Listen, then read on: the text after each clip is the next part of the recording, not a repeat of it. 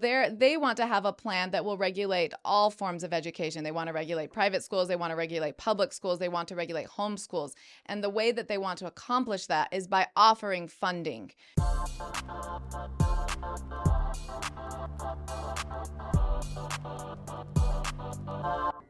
Andrea, thank you for coming today. Yeah, thanks for having me. Yeah. Listen, you're the best. I so appreciate on such short notice you coming in and talking to me about this. There are a lot of education bills that are going through the House and the Senate right now. A lot of things affecting homeschool people, and then some things that are written specifically with regard to, say, something like private schools, but those also are somewhat affecting homeschool people. We have a huge homeschooling community in the state of Idaho.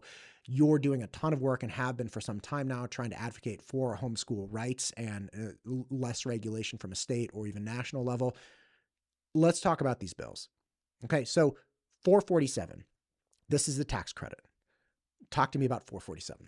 So this year, the tax credit, or in the past, they're not always called a tax credit. Sometimes it's called an ESA. Sometimes it's called a voucher. Right. But this year, it's not technically being offered to homeschoolers. So we have Homeschool Idaho that will usually send out an alert, and they are keeping us updated on the current bills.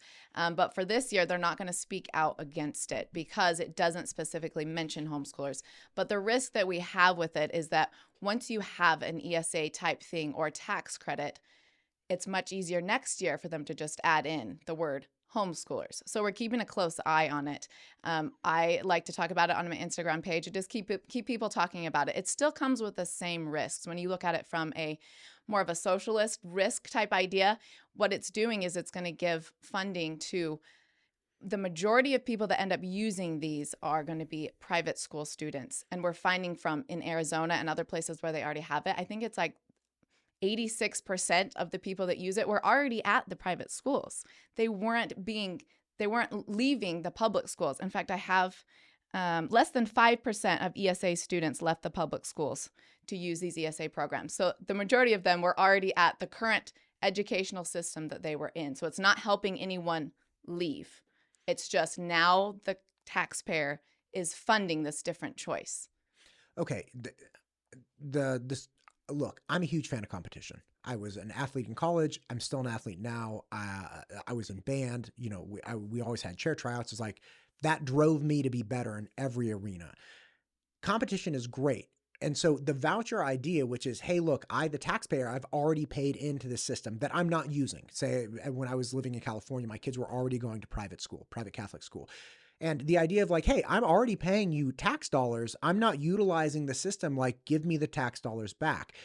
That is a form of competition, but that doesn't always work out well when you come into this type of system. Am I getting that right? Right. So what it does is it kills the incentive, right, for people to actually create better products for education because they're just getting a check from the state. So why would anyone step up, create a new business and try to help other people?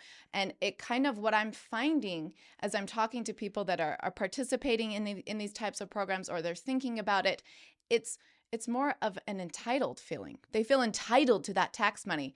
But why are we not instead demanding that less taxes are taken in the first place instead of, oh, I am entitled to now the tax money from my neighbors? Because people sometimes at first they think, well, it's just my money that I paid in. There's no way that each person is paying as much money as is offered in these ESAs. Sometimes it's $5,000. You know, it's different with every bill. $8,000. Sometimes it can go up to $10,000. There's no way that you're paying into taxes that much. So it creates more of this entitlement feeling instead of neighbors helping neighbors, right? Instead of gratitude. If a family wants to homeschool and they can't afford it, why are they not fundraising or getting a scholarship, you know, having their grandparents or getting their community to help? It's changing who's responsible for that. And I personally think it's not the state's responsibility to make sure that my kids go to a private school or to make sure that my homeschool is funded. It is the responsibility of the parents. Public school is a different issue, right? And we want to make sure that our public schools are still fully funded for the kids that have no other option. That's what a public school is there for. Yeah, MTU Studios is the proud producer for the Ada County Sheriff Podcast, the Idaho Wildlife Federation Podcast, the State Representative Ted Hill Podcast, the Idaho State PTA Podcast, and many more. If you or your organization is thinking about starting a podcast, MTU Studios would love to help. Just check out mtustudios.com. And again, look, I'm a product of a single family home. I went to not a great public school at all in California, and then I went to a public university for college. So I very much appreciate the value of public education. But again, I want to clarify a couple things here. So one issue you're saying is, hey, look, let's say this is $5,000 credit or however they want to work it out for each person going to these private schools. You're saying, hey, look, there's no way that every single person receiving this has paid in $5,000 towards public education. Like there will just be some number of people. It's a non-zero number. Even if it's one or two people, what's happening then is you're saying, okay, the state is now paying people this money that they haven't paid in themselves. So the idea that people are just getting the money back they paid, that's erroneous because a requirement to get this money is not that you've paid in a certain amount of money. Am I getting that correct? Yeah. And I think an idea that helps people understand this is we have a public park, right? Mm-hmm. Anyone can go use that public park. If you don't like the public park, are your neighbors or is the state responsible to then build a private park in your backyard? Like that kind of like puts it in perspective. And the answer is, of course not. Of course not. We can all enjoy what our community has built with that tax money that we have shared, but it is not, we don't live in a socialist country, right? Where everyone is entitled, that we all are sharing this together. It's a free market system, and we want to keep it that way. But when we have the state money, it doesn't work out exactly that way. The incentives change, and it creates this complex that is not a free market anymore. Right. And there was another point that a friend of mine who's in education brought up today as I was getting ready for this, because again, short notice. Thank you again for coming. She said, look, you have to realize too, you're not comparing apples to apples when you're comparing the schools, the private schools that would be getting this tax credit to the public schools, because in reality, there are no asks of the private schools, right? They're not saying, hey, look, you have to have 75% of your students passing this state level like grade test every single year, or you're not getting funding, right? It's not like that. Whereas the public school, if you had 50% of kids failing in a particular school, that school could get shut down. Like if you had really low standards for academics, or if kids were not being treated well there are all kinds of reasons why a school could really get in trouble. But from a private school standpoint, this bill is not putting strict regulations and guidelines on there saying like, hey, you have to check off these boxes in order to get this money. So in that way, she's saying, look, the idea with competition always comes down to you get multiple people playing by the same set of rules, going after a finite resource, right? That could be a gold medal. It could be prize money. It could be whatever, right? It could be going after students, right? You have a finite number of students, and we're all going to compete with the best education system we can to grab those students. But the public and private schools are competing with different rule sets. And the state's saying, hey, we're going to spur competition to get the best academic system out of this. We're going to give these other people money. It's like, okay, but then make them play by the same rules the public school has to play by. And again, that's not happening in this bill. Right. And I think the other side of that, though, is when the state does offer money, there are taxpayers who don't agree with what is happening in a private school. And if it's offered to homeschools in the future, they don't agree with what is being taught in a homeschool. And those people are going to keep fighting to make sure that those regulations are in place, which they should. They're paying into tax money. They should have the transparency that we have at the public schools, right? I think some people even want more transparency at our public schools. And it's important for people to remember that there was a publication for the Arizona, I think it's called Save Our Schools, and they have lots of research and stuff that they've compiled for all the things that they don't like about these ESAs, and they are going after that tax money now. So we have the regulations that eventually will come. See, right now it's like, I think we already see they need more regulations, and they will continue to move forward with that. And we're seeing that private schools are actually being hurt because of that, where they already have them up and running because they don't want to have more of the regulations. What's the point of a private school if it's turning back into a public school? I think is what we have to keep in mind as well. Right. And that's a really, really fair point, which is just out of necessity and consumer demand, you have different rule sets, right? So like you can't compare them. Just like you're saying, hey, Yep, look, if exactly. if they just wanted a smaller private public school, they may just try to go to a smaller public school. They wouldn't necessarily pay for private, but they want a different experience in academics. Right. So that's kind of a problem. Those are a couple problems. There's no regulation, right, or very limited regulation. They're playing by different rule sets, Yep. even though they're going to be compared. There's no real structure and requirements like there are even for homeschools, right? Like if I wanted, there's another bill, what is it? 1306, I believe, which gives a little bit of strength and clarity to micro schools. Am I correct on this?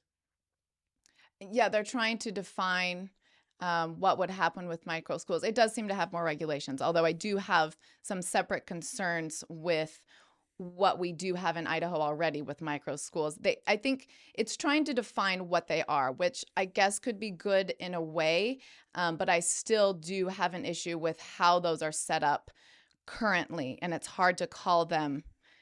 We don't know what to call them right now. Right now, they're legally just called a public school. You've got Tech Trep, Harmony, Overture, Venture Upwards. There's always more that are coming about.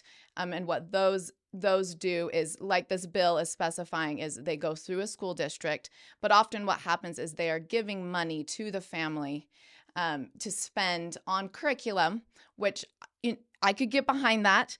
But what they also are doing is being able to spend it on extracurricular activities and going to gyms and things like that. And I think that gets a little bit sticky as far as what I think is appropriate and fair. As a homeschool parent, I'm funding everything because I don't want the state regulation. So now when other people are enrolled in what is called a public school or a micro school, as they're trying to define in this bill, when they're getting money for extracurricular activities, how am I supposed to compete against $1,700 a kid to be able to put my kids into something? So what has already happened in our situation is I had my daughter enrolled in a gymnastics class. I think every other family there, because it was a homeschool one, every other family there was paying with state dollars. Well, they jacked the price up. So who did it kick out first? It kicked me out first because I can't compete with that. I can't keep up with the money that they're getting from the state that they already have set aside for that. So that's already hurting me. And then you look at public school children as well. They don't have those extra funds for gymnastics classes or golf lessons. They have to come up with that on their own. So it's creating this difficult situation of what's fair to the public school kids, what's fair to the homeschool kids. Why is this money being spent on extracurriculars? That doesn't seem like that has to do with regulations. So even this bill, even though it has more regulations, I don't know if it has enough. Maybe these schools could instead offer only curriculums. Like, here's all of your options. You can come pick them up for free. You can do the learning at home. I could totally get behind that. Make sure they're staying up to state standards, because every taxpayer is going to want to have that transparency with what's happening with, is the testing going well? Are they learning good things? And the taxpayer has every right to know if that's happening. But I don't know if we need to have private ballet lessons and golf lessons and my family being kicked out of gymnastics classes because I can't keep up with that money. Right. And I had a really great conversation with somebody just a couple days ago. That episode will drop soon. Cool. Alicia Purdy. She's a big education advocate, very conservative. She's a teacher. She's great. Okay. But we were discussing the concept of increasing funding for, again, finite resources. So you have, say, this gymnastics business, and their business model is, hey, I need to get X number of students in here to keep my doors open, and then I make profit after X number of students, however you want to work the economics. But the bottom line is that gymnastics school, I guarantee you, is not accepting $1 less than they think they could get, right? That's just the bottom line. They're like, listen, if we make it $10,000, we won't have any clients, right? If we make it $1, we'll have too many clients and we won't make money. So there's a sweet spot where they're like, I think we can charge $300 a month and like get just enough people and have the right balance, because $300 is what somebody could afford coming out of pocket. If you give half of the people there an extra $200, or you pay the full $300 for them, now the gym is like, all right. Mm-hmm. These people have $300 that they got out of nowhere. Yep. They're not even coming out of pocket. Let's eke the price up $150 So now instead of having $300 and all 300 come out of pocket, it's now $450. And we think we can get just enough people. So like we're making more money, or we're making the same amount of money with fewer students, Exactly. which is great too, because now we're stressing our teachers less. They're getting a higher quality experience, all of this. So the bottom line is once you start funding little aspects of this, right? Like private schools, there are plenty. Before I moved here, I was in private education and I was not a nonprofit, right? Like from the week I graduated college, I was an SAT tutor. That's all I did. And I charged people money and I made a living, and I was the sole provider for my family of 5. And I had a house and I worked really hard, and, I gave my students merch. They had sweaters and hats like this one, like they had everything, and people really enjoyed it. But it absolutely, like, I made no qualms. It's like, no, this is a service that I'm offering. This is not mandatory. You're not required to take this. Like, you want to study on your own for free, use Khan Academy, whatever you want. But if you want to come and sit in my classroom and hear me rant about grammar and math, like, it's this much money. I have no problem with private education being for profit. But I swear to you right now, if there was a subsidy for the students coming in, I would have raised my rates. Yep. I would have raised my rates just if for no other reason than I would have been overbooked. That because more people would have had access to it. I would have had a larger wait list. I would have been turning away business. I would have just turned up the rates. That's like basic economics. So again, the idea that, hey, we could just subsidize people in private schools to the tune of $5,000 if the existing tuition for some schools, which I know it is let's say $10,000. I guarantee you that tuition will go up to like $15,000, right? You give all those people an extra 5, they're going to jack the rate up. And there's no guarantee, I'm not saying it won't ever, but there's no guarantee that will lead to any better education or any better service for those people. So exactly. That's kind of, sorry, I got to take my earrings out. They're driving me nuts. Yeah, oh my God, I'm sorry. Sorry. I should have warned you. It's never a consideration for me. I don't have earrings, never have. All right, we're good now. Okay, awesome. I can shake my head all I want. Yeah, right. So again, when you're talking about your daughter in gymnastics, I couldn't agree with you more. Like if you start giving certain pools of people additional funding and you're still going after finite resources, businesses will benefit, right? The private businesses will benefit, but the actual consumer will not. Exactly. And I think it's important to remember, what is the role of government? To protect my liberty and my freedom, right? So when now I'm getting kicked out of being able to afford gymnastics for my daughter, that is not what government is supposed to do. Right. So it's interesting because as a homeschool parent, I sometimes think there's homeschoolers are like, oh, we don't like public schools. There's a little bit of like, sure. We don't like each other. But it's like we're coming back around and we're like, wait a minute. We're okay with public schools. It's like, no, wait, that public schools are never the problem, right? We're coming back to that. That's not the issue here. But now that you're coming into my, like, this is the issue. You can't kick me out of my homeschool. Like, this is where the homeschoolers are really going to start like standing up and saying, this is the end. Like we don't want to start doing this. We want to keep our freedom. We want to keep homeschool the way that it is. And we don't want to be, I think what's going to happen is going to put homeschoolers out of business. And that is not the role of government.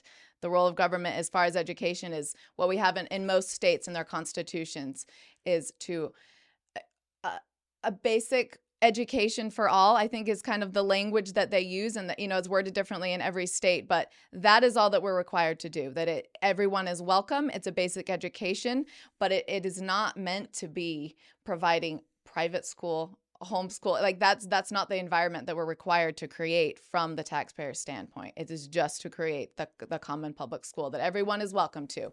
I could go there if I want, if I decide I'm done homeschooling. The private school kid could go there if they want. But the taxpayers are not responsible to go and pay and mess up all of the economics outside of the public school. Now it's coming into my ball ground, and I'm like, no, we're done.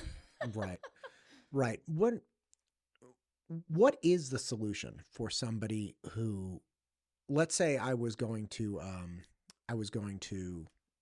my kids in private Catholic school. Okay. Is there a solution, or is there even a problem if I raise my hand? I'm like, hey, I'm not partaking in this public school system. The public school system in my area in California had absolutely failed my family. And I was like, we're not we're not doing this, right? And I very much, I thought the Catholic school system actually wasn't bad. Academically, my wife and I knew we were going to have to subsidize our kids, which we're happy to do because we're educators. But so academically, I was like, "Bleh," but I want the kids around these other kids and they're good people. Do you think that that person, like the me back in California, really had a leg to stand on when I'm like, hey, I am paying for this education system that I'm not using? Like, how about I get some of that back to cover this? I don't know, it was like $36,000 all in tuition annually. That's not tax deductible, right? So do you, and again, this is not a trick question. I'm just very curious about this. Like, how do you view that? Do you view that as, hey, Matt, you are partaking of it because it doesn't turn off when you are gone. Like say something happened and you want to return to it, it still has to be functioning. Like you could leave the Catholic school tomorrow and need a school for your kids, and Green Valley Elementary is right there. Like go on in, no problem. So it's like it doesn't just appear at will. Like these are systems that are guaranteed to you. And because they're guaranteed to you and you can't stop them from being guaranteed to you, you need to pay into it. Or do you see it as, yeah, that person who is paying and they have now removed themselves from the system, they are due at least some degree of tuition reimbursement. Do you think that that's a piece of it, or like, what is your position on that? I think that if people have a problem with paying their taxes into the public school system, then we need tax reform. We don't need, they're calling it a tax return, but it's not set up the way that a normal, it's not an opt out. I don't know the technical words for it, but it's not, it's still coming from the state. It's still you're paying in and then the state has it and then they're giving you a little bit back. It's not a true like tax return type of deal. I think the argument for what you were asking before is, even if your kids don't use a public school system, you want your neighbor's kids to have a basic good education, right? That's what we're kind of paying into. We want everyone to be able to have a basic education. If you don't like that public park, that public school, you can do something else. But unless we drastically change how public education looks, get rid of all of it, I don't know, I don't know what other options we have, but the state can only do so much. And we only agreed and put it in our Idaho Constitution in order for children that need it to be able to get that basic education. But after that, they're not required to do. I don't think we should be paying for more, because then it will create, like we talked about before, these systems that are not, they're not sustainable long term, and it just changes the way that we interact with education and how we look at it, and the regulations that come with the taxpayer taking money back from the state. The regulations will follow, and then we will all turn it back into what the public school is eventually. Right. We have to look into the future for that.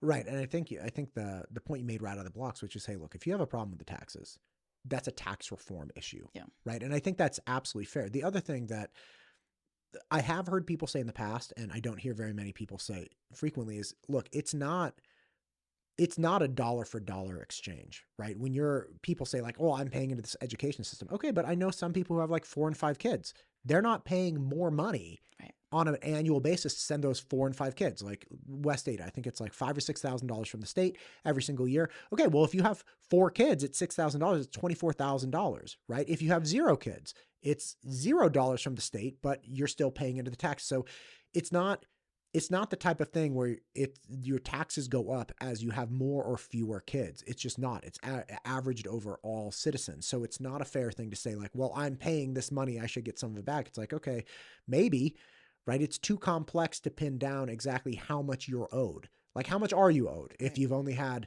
2 kids in school for like 1.5 years on average? Like, how much are you owed? How much have you actually paid in? Again, it's very complex. I'm not saying I have the answer on it, but again, tax reform is an important thing. As a homeschool advocate, which you are, what is it you want? Like, what do you want from the state? Nothing. Because we want to be left alone. We just want our freedom. Every day or every year, once a year, we go to the Capitol. And it's called Legislative Day or Pi Day. And we show that our legislators, we show them the test results. We voluntarily take tests and show them that we are doing a phenomenal job educating our kids. We tell them every year, we don't want your funding. We just want our freedom. We have enough regulations. There are already regulations for homeschoolers. We're required to teach what is commonly taught in the public schools, list them out, all the common subjects.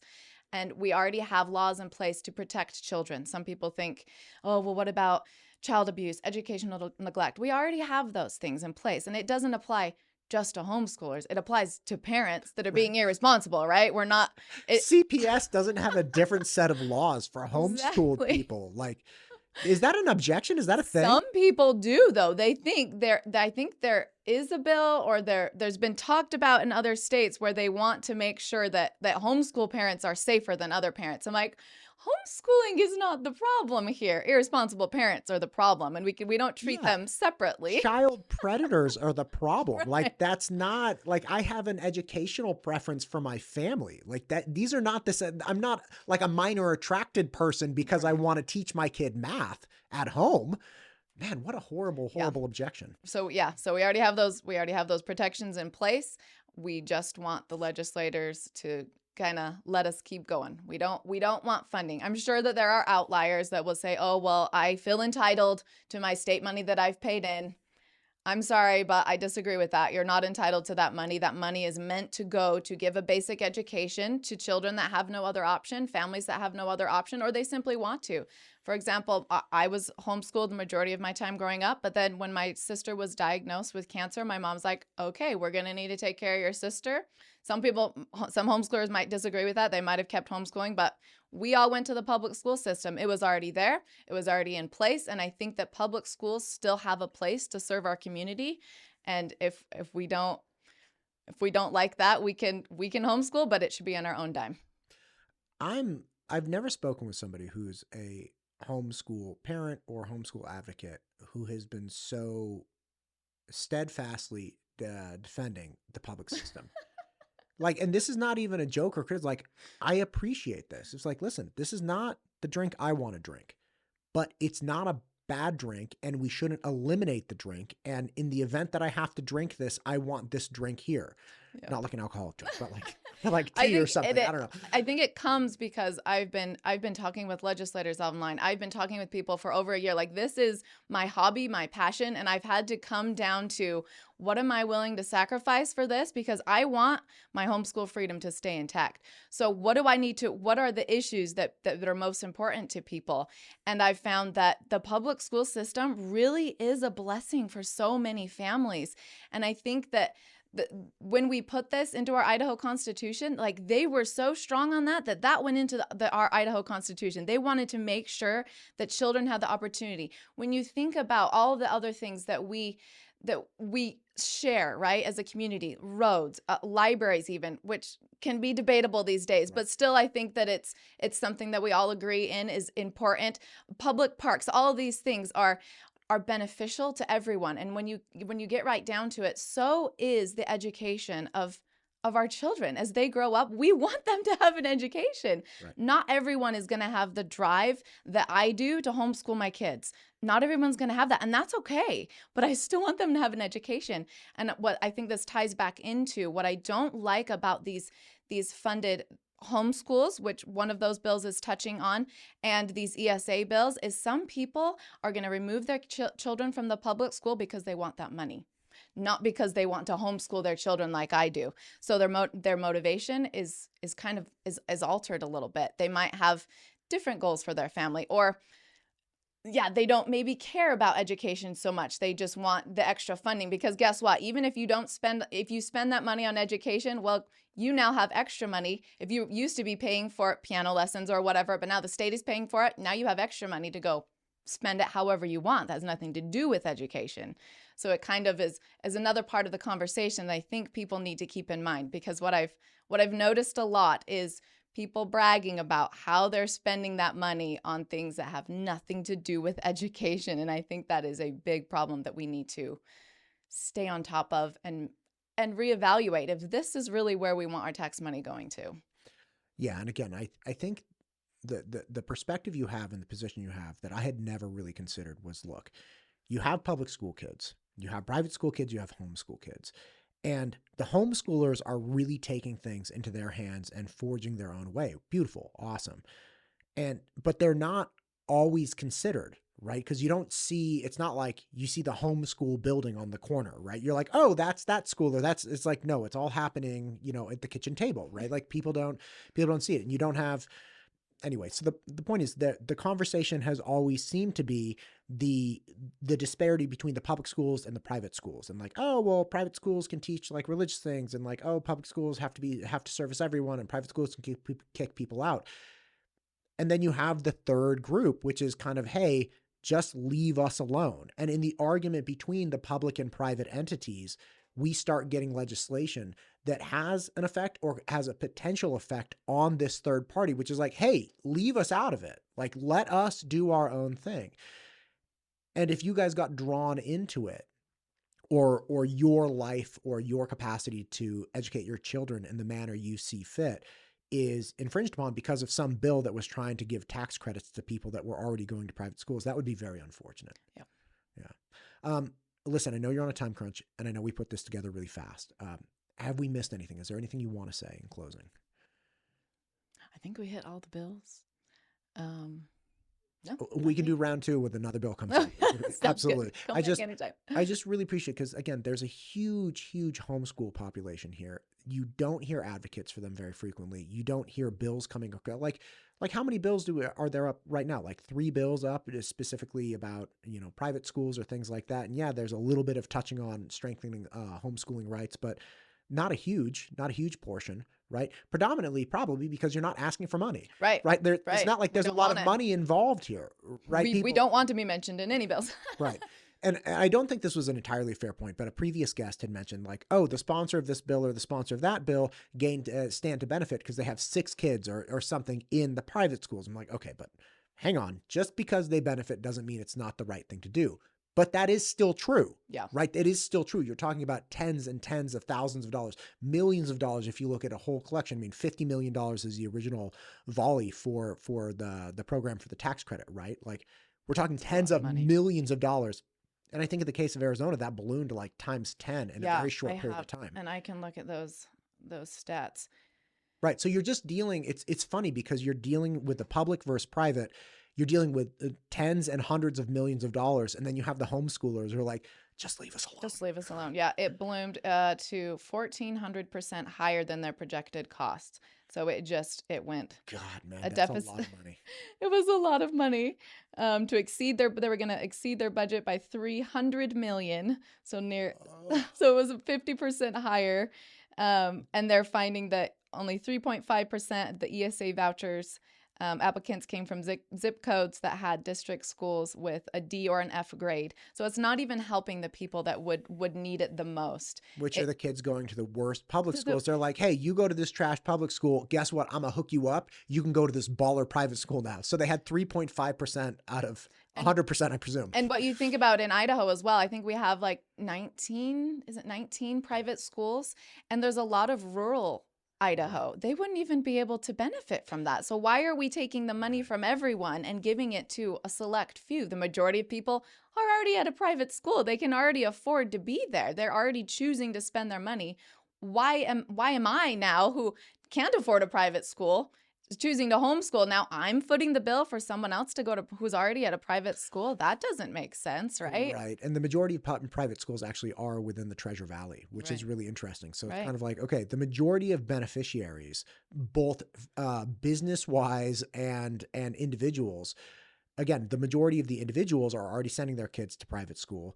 And then the majority of the businesses that will benefit, for-profit or nonprofit, are right here. Mm-hmm. Why is the state then making this regulation that's going to draw funds from across the state, rural places that, as you're pointing out, would likely have no option to even do this because there are just no private schools in the area. Right. And I think I don't know if we have time to go into this fully, but there's another part of this topic. I have nothing else to do. I'm sensitive to you. I mean, it's like. My husband's not here to pick me up. Okay. Keep going. So UNESCO, they want to have a plan that will regulate all forms of education. They want to regulate private schools. They want to regulate public schools. They want to regulate homeschools.